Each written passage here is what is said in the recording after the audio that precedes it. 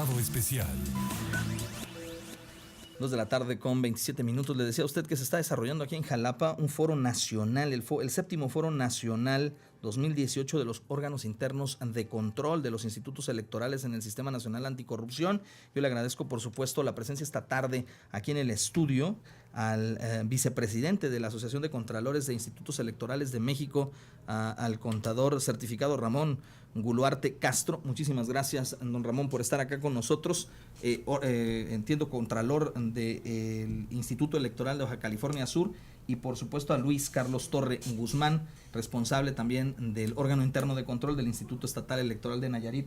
Gracias por estar acá. Gracias. Y bueno, tocayo, don Ramón, a ver, esto del tema del Sistema Nacional Anticorrupción aplicado a los órganos internos de control de los órganos electorales, pues suena sumamente interesante. Platíqueme, ¿qué es lo que se está desarrollando en este foro? ¿Cuál es la relevancia del mismo? ¿Y por qué es tan importante adentrarse en este tema cuando hablamos de asuntos electorales? Muy bien, en principio pues muchas gracias, Luis, por recibirnos aquí en este programa de ABA Noticias. Y bueno, también es excelente la oportunidad de estar aquí en el estado de Veracruz y en esta ciudad de Jalapa. La verdad es que pues ya estamos hablando de un 7º Foro Nacional. Sí. Y prácticamente en los 6 anteriores, este tema del anticorrupción, ahora sí de inhibir la corrupción, o estamos precisamente promoviendo pues de que no se genere esta corrupción de alguna manera que no empape a los organismos públicos locales o a los institutos electorales, como se siguen llamando algunos. Y bueno, hemos hablado, y en este caso particular hemos hablado mucho, y en este caso particular tenemos 5 conferencias que versan precisamente sobre el Sistema Nacional Anticorrupción. De hecho, ha habido muchos intentos, pues ha habido muchas reformas a las leyes, así como creación de leyes para atacar este asunto tan perverso, pues que es la corrupción y que no deja avanzar al país. Y bueno, hablando del Sistema Nacional Anticorrupción, de hecho inicia pues toda la legislación a partir del año pasado, desde julio, que se viene gestando unos años atrás, pero realmente de aplicación así en toda la República Mexicana es a partir del 19 de julio del año 2017. Sí. Entonces aquí están estas conferencias, estamos contribuyendo, la Asociación Nacional de Contralores está contribuyendo verdaderamente para que estos asuntos se vayan a una realidad, a un asunto que sea sumamente objetivo. Y como un dato, incluso ahorita nosotros vamos mucho más avanzados en este asunto. Mañana se somete a consideración de lo que es nuestra Asamblea Nacional, el código de ética que nos tiene que regir a todos los contralores de toda la República Mexicana, y que todos vayamos en el mismo sentido para lograr estos objetivos de combate real a la corrupción.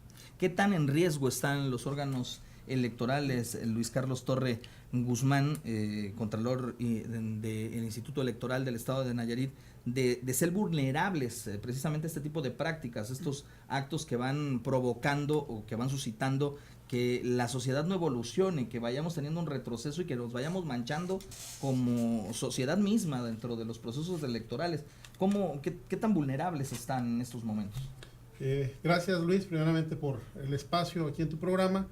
Y efectivamente consideramos nosotros que el tema de la corrupción no es privativo de los institutos electorales, sino que es un tema que derivado, y precisamente se analizaba en las conferencias que tuvimos el día de hoy por la mañana, que es una situación sistémica que se da en todos los ámbitos de la administración pública, y que bueno, por un mandato constitucional es que se han creado estos órganos internos de control en los organismos autónomos y en otra serie de instituciones, precisamente para evitar e inhibir el que la corrupción vaya agarrando más espacio, vaya tomando fuerza dentro de lo que es la administración pública en general.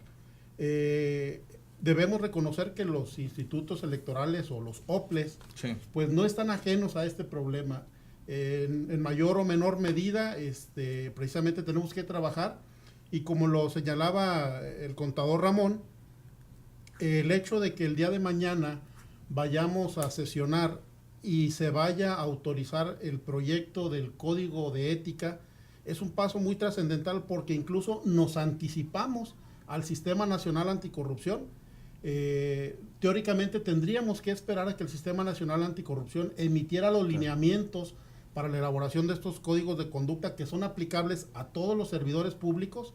En el caso concreto, nosotros lo estamos perfilando a los servidores públicos de las funciones electorales, y que bueno, en este paso de anticipación estamos haciendo como Asociación de Contralores una actividad proactiva. Nos estamos anticipando incluso a esos lineamientos que, desde luego, en su caso, cuando sean emitidos, haremos los ajustes pertinentes para estar en concordancia, pero no queríamos esperar y no debíamos esperar a que se dieran esos lineamientos, sino que nosotros anticipadamente tenerlos para empezar a normar de manera más precisa la actividad que rige a los institutos electorales del país. Don Ramón Galuarte, vicepresidente de la Asociación de Contralores de los Institutos Electorales en México. A ver, es evidente que se pueden instrumentar mecanismos para obligar a los funcionarios electorales a no incurrir en prácticas que puedan llevar a actos de corrupción. Pero lo primero, antes de hablar de estos mecanismos, como por ejemplo pudiera ser la declaración 3 de 3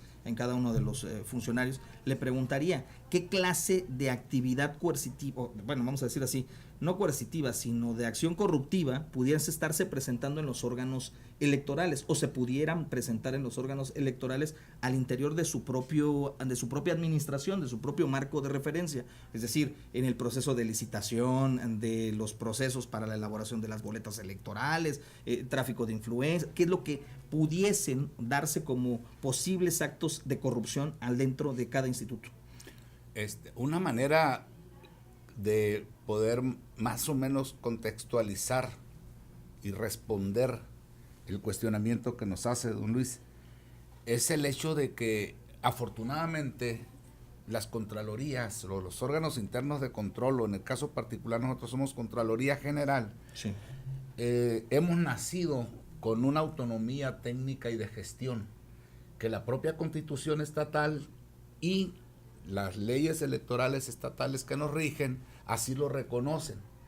Entonces yo creo que si nosotros no aprovechamos esa oportunidad como Contralores Generales con esa autonomía técnica y de gestión, pues estaríamos desperdiciando una excelente oportunidad de precisamente poner las reglas para inhibir la corrupción en esos organismos electorales. En el caso particular de Baja California Sur, incluso nuestra misión habla de inhibir la corrupción. Una de las consejeras en alguna ocasión me decía, bueno, si usted habla aquí de inhibir la corrupción, ¿estamos reconociendo que hay corrupción? Sí, efectivamente, es que muchas veces consideramos que la corrupción es nomás tomar dinero y recursos financieros o materiales, pero también la ineficacia, o sea, también desaprovechar los tiempos de trabajo real, o de a veces de asignarle responsabilidades a los propios trabajadores que no le corresponden. Es muy común de ve por los niños a la escuela o veme a traer algún alimento.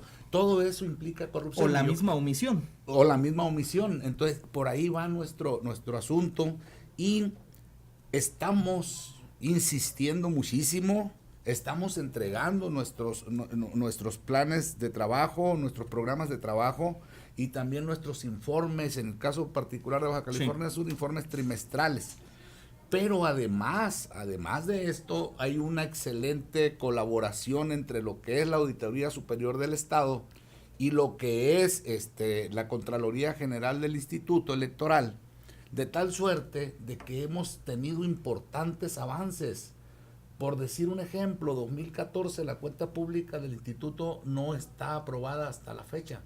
Nosotros iniciamos en 2015, en la cuenta 2015 y 2016 fueron aprobadas las cuentas públicas prácticamente o con muy pocas observaciones que incluso pueden salvarse, que de ninguna manera se establecen graves. Entonces yo creo que sí hay, nada menos ahorita, si hay formas de avanzar en esto, nada menos ahorita nos tuvimos que salir de una conferencia para estar aquí con usted, con mucho gusto, de la doctora Magda Zulema Mosri Gutiérrez, que es magistrada del Tribunal Federal de Justicia Administrativa. Sí. Y ella planteaba precisamente cuáles son nuestros fundamentos legales para actuar. Ley General de Responsabilidades Administrativas de aplicación en toda la República Mexicana. Sí. Y bueno, ahí precisamente se establecen con mucha puntualidad lo que se consideran faltas graves, faltas no graves y cuál es la actuación de nosotros como Contralores Generales. Claro. Yo creo que esa legislación hay que difundirla y nosotros tenemos esa responsabilidad de difundirlas en el ámbito administrativo y en el ámbito de las consejerías de los institutos electorales, precisamente porque es una forma también de inhibir. Entonces, hemos avanzado. Yo creo que la figura que de Contralor General, con esa autonomía técnica y de gestión, nos arropa, ¿no? Con esa posibilidad de ir avanzando, y más aún la organización que tenemos a nivel nacional, que es precisamente esta Asociación de Contralores de Institutos Electorales de México. Pues antes de agradecerles su presencia en el estudio y dejarlos continuar con este séptimo foro nacional, precisamente que se está desarrollando aquí en Jalapa, de todos los contralores de los organismos públicos locales electorales, preguntar qué otros mecanismos rápidamente podrían aplicar a nivel nacional para garantizar que los funcionarios electorales en los institutos de cada estado pues cumplan a cabalidad con la transparencia, con este sistema nacional anticorrupción. Ya hablábamos por acá de la presentación de esta declaración 3 de 3. ¿Qué otro mecanismo se podría instrumentar? ¿Qué otro candado, qué otra herramienta podríamos aplicar o se podría aplicar a nivel nacional para que los ciudadanos tengan la certeza de que al interior de los responsables o de los órganos responsables de llevar a cabo la elección no se está haciendo ningún tipo de cochupo, como decimos por acá? Bien, yo creo que la Ley General de Responsabilidades Administrativas define ciertos mecanismos que, como ya lo mencionas, permiten evitar que se den esas conductas antisociales, pero además, como un mecanismo adicional, veo con muy buen sentido el hecho de que la Ley General de Transparencia y Acceso a la Información Pública considere la participación de los titulares de los órganos internos de control como parte del comité de información dentro de los sujetos obligados. Esto significa que los contralores estamos obligados a participar dentro del comité de información en favor de garantizar el derecho de acceso a la información que tienen las personas y garantizar la transparencia, es decir, bajo el principio que toda la información que obra en poder de los sujetos obligados, llámese las instituciones públicas, pues deben ser puestas a favor y a consideración de las personas, con las excepciones que la propia ley establece. En ese sentido, creo que es un mecanismo que viene a fortalecer el evitar, el inhibir la corrupción, la transparencia y la rendición de cuentas como un mecanismo importantísimo. Pues yo les agradezco, gracias a don Ramón Guluarte Castro, vicepresidente de la Asociación de Contralores de Institutos Electorales de México, por venir acá al estudio y platicar con el auditorio en el estado de Veracruz. Gracias también a Luis Carlos Torre Guzmán, el Contralor Interno del Instituto Estatal Electoral de Nayarit y integrante de esta Asociación de Contralores. Gracias por estar acá. Gracias a ustedes. Y bienvenidos a Veracruz y bueno, pues a continuar con este tema. Gracias por estar acá. Vamos a hacer una pausa, regresamos en un instante, seguimos en contacto. En un momento regresamos.